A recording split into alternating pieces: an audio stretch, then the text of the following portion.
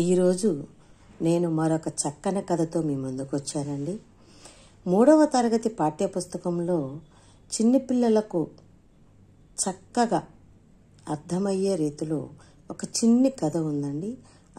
ఆ కథ పేరు ఐకమత్యం. ఐకమత్యం అనేది చాలా చిన్న పదమే, కానీ చిన్న కథ కూడా. ఆ కథలో ఎంతో అంతరార్థం దాగి ఉన్నది. పిల్లలకు చక్కగా అర్థమయ్యే రీతిలో కుటుంబ విలువలను, తల్లిదండ్రులు, అన్నదమ్ములు, అక్క చెల్లెళ్ళు, కుటుంబంలో ఉండేటువంటి ప్రేమానురాగాలు, ఐకమత్యంగా ఉంటే కలిగేటువంటి లాభాల గురించి చక్కగా ఈ కథలో చెప్పడం జరిగింది. మరి ఈ కథ ఏమిటి, అందులో చెప్పిన తండ్రి కొడుకుల మధ్య జరిగిన సంఘటన ఏమిటి, ఈ కథ ద్వారా మనం తెలుసుకుందామా? మరి ఆలస్యం చేయకుండా కథలోకి వెళ్ళిపోదామా?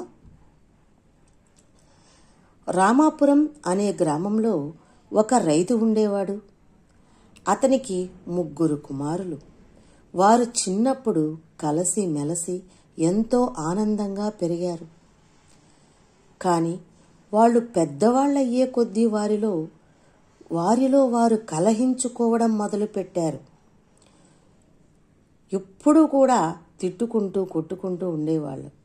అది చూసిన తండ్రి పిల్లలతోటి ఎప్పుడూ మీరు కలిసిమెలిసి ఉండమని ఆయన చెప్పాడు. అయినా వాళ్ళల్లో ఎలాంటి మార్పు రాలేదు. వాళ్ళల్లో మార్పు తేవడం కోసం తండ్రిగా ఆయన ఎంతో మదనపడ్డాడు. ఆలోచించి చివరిగా ఒకరోజు వాళ్లతో కొన్ని కట్టె పుల్లలు తీసుకురమ్మని చెప్పాడు. ఆ కట్టె పుల్లలన్నింటినీ ఒక మోపుగా పేర్చి కట్టగా కట్టమని చెప్పాడు.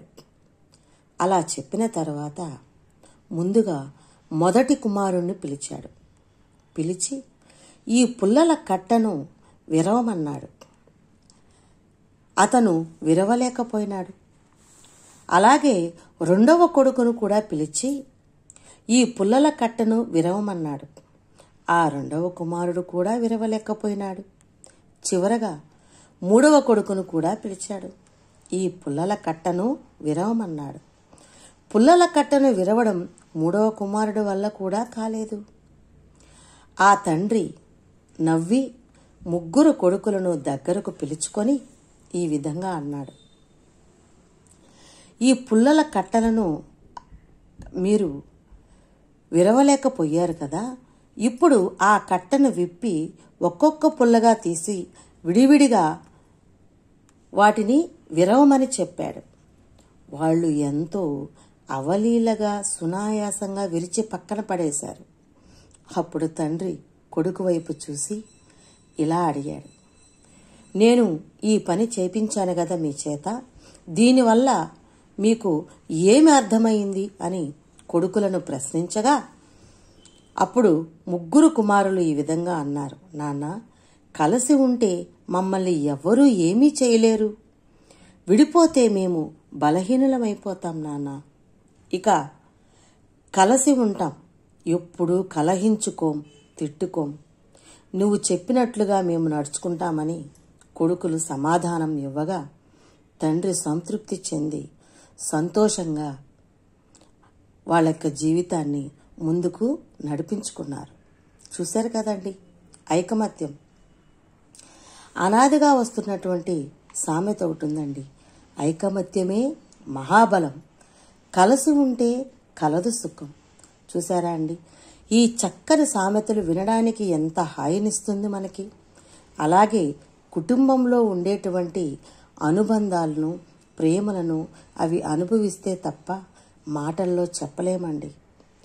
పిల్లలకు చిన్నప్పటి నుంచే కుటుంబం యొక్క విలువలను తెలియపరచడానికి చక్కగా ఈ కథను ఇవ్వడం జరిగిందండి. చూశారుగా, విన్నారుగా. ఈ కథ